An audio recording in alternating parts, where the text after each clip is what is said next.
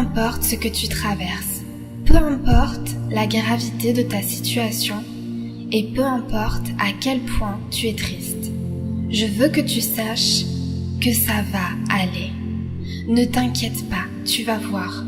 À la fin de ce livre, tu seras une nouvelle personne. Fais-moi confiance, je sais que si la vie t'a mis ce livre entre les mains, c'est que tout ce qui est écrit t'est directement adressé. Et je suis sûre qu'il est tombé pile au bon moment dans ta vie, n'est-ce pas? Je sais qu'il est parfois difficile de voir les choses positivement quand on est dépassé par les événements. Et c'est normal, mais je t'assure que plus tard, avec du recul, tu verras tes épreuves d'un autre œil. Combien de personnes malades ou handicapées ont réussi à faire de leurs épreuves une force?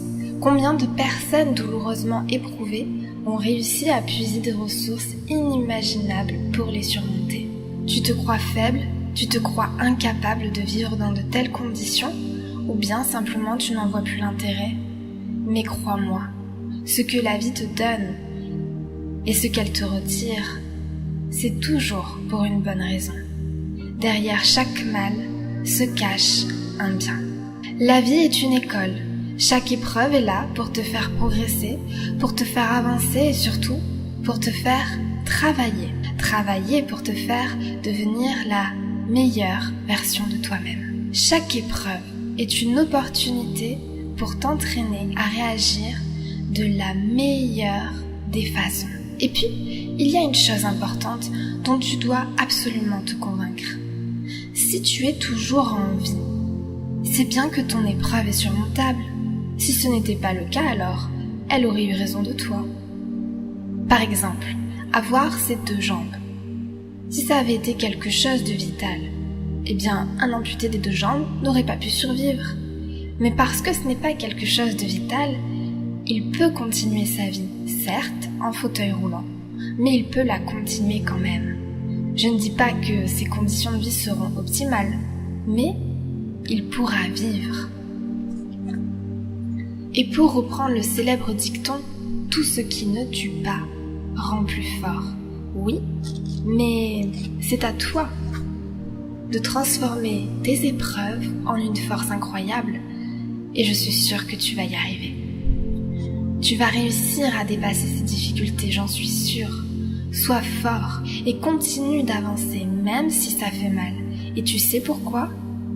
Car c'est lorsque l'on arrête de pédaler que l'on perd l'équilibre. Alors avance, même doucement, mais avance. Si tu vois un obstacle sur ta route, ne pile pas juste devant. Contourne-le et poursuis ton chemin. Dans tous les cas, tu n'as pas vraiment le choix, n'est-ce pas? Alors il faut accepter. Il faut accepter que cet obstacle soit là, en plein milieu de ta route. T'arrêter pour essayer de le déplacer te ferait perdre du temps et de l'énergie. La solution, ce n'est pas de chercher un moyen de l'enlever, mais de trouver un moyen de le contourner. Comment faire?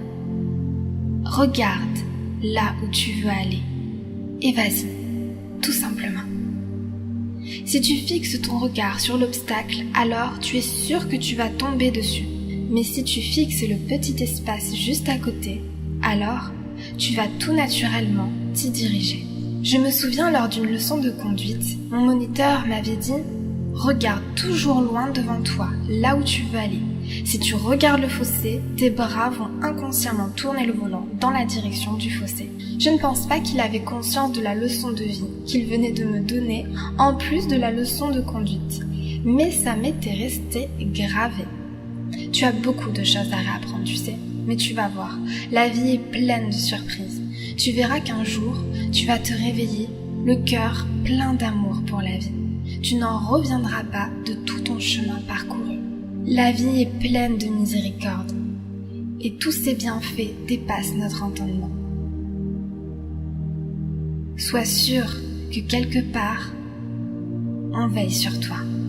Et puis je vais te confier une chose.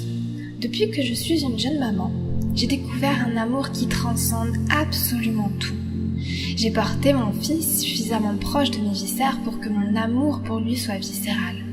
Alors imagine, Dieu, lui qui dit-on est plus proche de nous que de notre veine jugulaire, qu'en est-il de son amour envers sa créature? Son amour surpasse les cieux et la terre. Crois-tu alors qu'il t'éprouverait sans raison? Bien sûr que non. Et d'ailleurs, ce n'est pas à toi de lui demander des explications. Mais tu dois plutôt trouver quel sens caché il y a derrière tout cela. Parfois, il faut des années pour comprendre ce que la vie avait prévu pour toi. C'est pourquoi aujourd'hui, ce n'est pas la question que tu dois te poser réellement. La réponse te parviendra en son heure. En attendant, il te faut œuvrer. Il te faut sculpter le pont de ta vie qui t'amènera à cette réponse.